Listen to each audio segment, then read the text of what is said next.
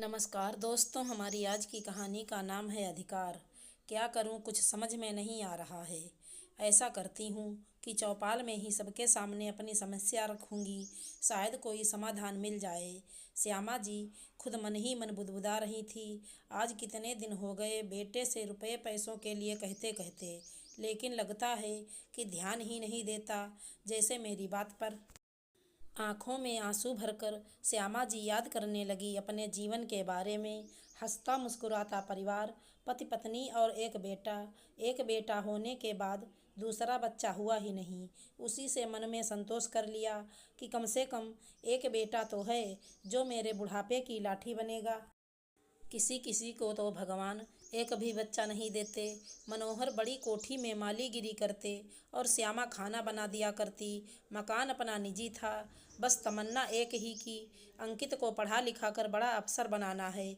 और अंकित था भी पढ़ाई लिखाई में बहुत होशियार। मनोहर और श्यामा अपने सुख सुविधाओं को त्याग देते, लेकिन अंकित के लिए किसी तरह की कमी नहीं होने देते। समय का चक्र ऐसा घूमा कि उन लोगों की इच्छा अनुसार अंकित सचमुच बड़ा अफसर बन गया। अब तो उन लोगों की खुशी का कोई ठिकाना ही नहीं रहा। पाँव तो जैसे धरती पर ही न पड़े। अंकित नौकरी करने के लिए बहुत बड़े शहर चला गया और अब तो अंकित के लिए रिश्तों की जैसे लाइन लग गई। मनोहर और श्यामा अंकित के ऊपर शादी का दबाव बनाने लगे, लेकिन अंकित यही कहता, माँ अभी जल्दी किस बात की है, थोड़े दिन रुक जाइए, थोड़ा रुपया पैसा अच्छी तरह से कमा लूँ, फिर शादी भी हो जाएगी। अंकित थोड़े बहुत रुपये घर भी भेज देता, लेकिन श्यामा जी यही कहती कि जब हमको ज़रूरत होगी हम खुद ही बता देंगे।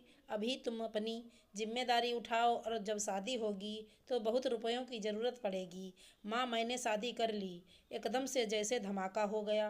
क्या कहा तूने? शादी कर ली? हाँ माँ, ठीक सुना आपने।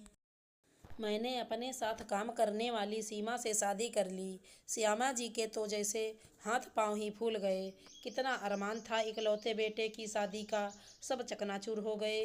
दोनों पति पत्नी रोकर रह गए। ठीक है बेटा, कम से कम बहू को लेकर ही आ जाओ, वो कहाँ गांव में रह पाएगी। अंकित ने खुद ही आने जाने का रास्ता बंद कर दिया। दोनों पति पत्नी अंकित की याद में तड़पते रहते, लेकिन अंकित को कोई फर्क नहीं पड़ता। मनोहर को तो ऐसा सदमा लगा कि उन्होंने चारपाई पकड़ ली और श्यामा जी भी अंदर तक टूट गईं, जिसके लिए पूरा जीवन दांव पर लगा दिया। उसने तो सारे अरमान मिट्टी में मिला दिए। बढ़ती उम्र के साथ अब काम धाम सधता नहीं। अब समस्या आई जीवन यापन की, तो श्यामा ने अपने लिए एक कमरा छोड़कर दो कमरे किराए पर उठा दिए। खर्चा पानी ठीक ठाक चलने लगा, क्योंकि वैसे भी गांव में ज़्यादा महंगाई नहीं होती। लेकिन लॉकडाउन में स्कूल हो गए बंद और जो मास्टर किराए पर रहते थे मकान खाली करके चले गए। अब तो खाने पीने के भी लाले पड़ने लगे। बेटा अंकित ऐसा है, थोड़े रुपए भेज दो, आजकल बहुत दिक्कत हो गई है। बहुत हिम्मत करके श्यामा ने अंकित से फ़ोन पर कहा। हाँ हाँ देखता हूँ, अंकित ने गोल मोल जवाब दिया। 2-4 दिन देखा। श्यामा ने फिर से अंकित को फ़ोन किया। माँ हम लोग खुद अपना खर्चा अच्छी तरह से नहीं चला पा रहे हैं। बड़े शहरों के खर्चे भी बड़े बड़े होते हैं। अंकित ने टका सा जवाब दे दिया और अब श्यामा जी ने ठान लिया कि बेटे के आगे हाथ नहीं फैलाएंगी। शाम को चौपाल में अपनी समस्या को रखने का विचार बनाया। पहले तो सबको अपनी समस्या बताई, फिर बोली, मैं अपना घर बेचना चाहती हूँ। यह क्या कह रही हैं आप? घर बेच देंगी तो रहेंगी कहाँ? सब एक साथ बोल पड़े।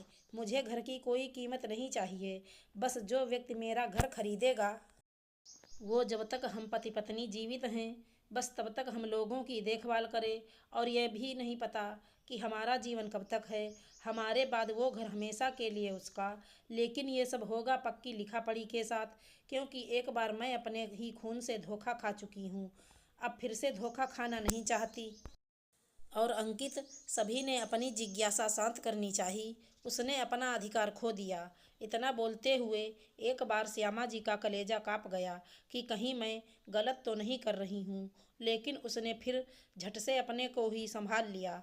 सभी ने खुले मन से श्यामा जी के इस फैसले का स्वागत किया कि जो बेटा माँ बाप का भरण पोषण न कर सके, उसका माता पिता की संपत्ति पर क्या अधिकार।